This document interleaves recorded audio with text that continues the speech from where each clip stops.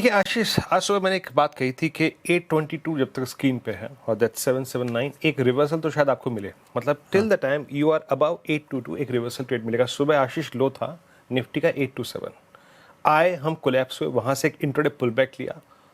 क्या कहा था मैंने सुबह सुबह?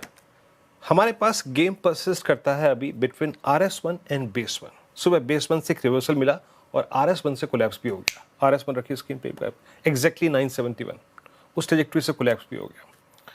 पर आशीष, अगर आप जाइए अपने चार्ट्स पे, आप जाइए चार्ट्स को रीड कीजिए। 21 अक्टूबर से लेकर आज 31 अक्टूबर हो गई। साइंस ऑफ डिस्ट्रीब्यूशन, प्लीज इस चार्ट को कैंडलस्टिक चार्ट में कन्वर्ट कर दीजिएगा। इन 10 सेशन में साइंस ऑफ डिस्ट्रीब्यूशन मिले आपको। हम 26,000 के ऊपर नहीं टिक पा रहे हैं, ये सत्य है। प्रत्यक्ष को प्रमाण की जरूरत नहीं होती है। दूसरी बात, लास्ट 2 सेशंस में FIs की शॉर्टिंग लगभग 4,000 करोड़ रुपए के आसपास की उन्होंने इंडेक्स सेल कर दिया आशीष, अलॉन्ग विद कैश। वो शॉर्ट्स जो 85,000 तक घट गए थे वो 1,10,000 कॉन्ट्रैक्ट फिर हो गए। तो बार आज सुबह भी क्या काम करा, आई मीन क्लोजर टू 26,000 जिसने सेल किया वो इस वक्त इन द मनी होगा आशीष। अब क्या हुआ है, इन 2 सेशंस में 26,000 टूट गया आपका पहला ऑप्शन बेस, जहां पे परसों बहुत स्ट्रॉन्ग पुट राइटिंग थी। दूसरा ऑप्शन बेस कल टूट गया, वो था 24,800।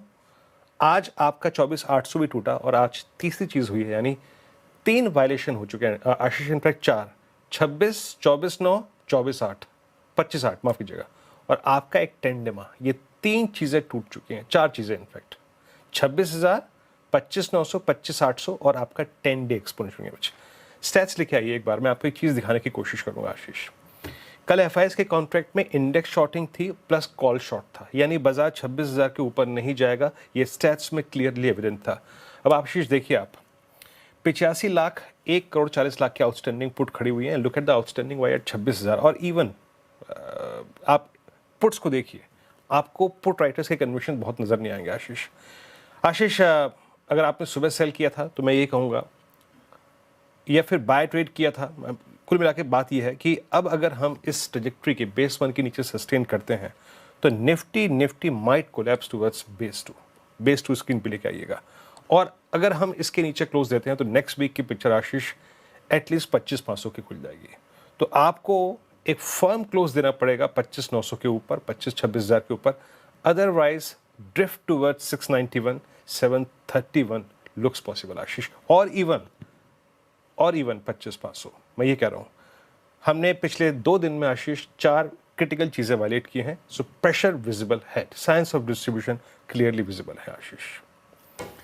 बिल्कुल सच है, और पिछले 6-7 दिन में वो science of distribution clearly visible होते हुए हायर लेवल्स पे जो कंसोलिडेशन बैंड चल रहा है उसमें डिस्ट्रीब्यूशन होता हुआ नजर आ रहा है। निफ्टी बैंक स्क्रीन पे लेकर आइए। 1/3% के दबाव के साथ ये पॉकेट इस समय कामकाज करती हुई, लेकिन निफ्टी बैंक के साथ में अगर रख सके तो निफ्टी प्राइवेट बैंक इंडेक्स दिखाइएगा, जो ज्यादा वेटेज रखता है वो पॉकेट ज्यादा पेन में आपको नजर आएगी। ये देखिए 2/3% का दबाव।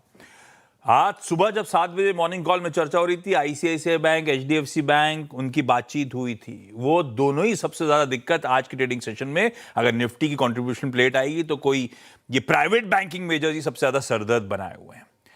और सुबह चर्चा क्या हुई थी, हमें 58,200 के ऊपर जब तक सस्टेन नहीं करेंगे तब तक रुख बदलेगा नहीं। वही पॉकेट थी, वहीं से सुबह सब मामला गड़बड़ा गया निफ्टी बैंक का। वो दोनों दिग्गज वीरू आज भी परफॉर्म नहीं कर रहे।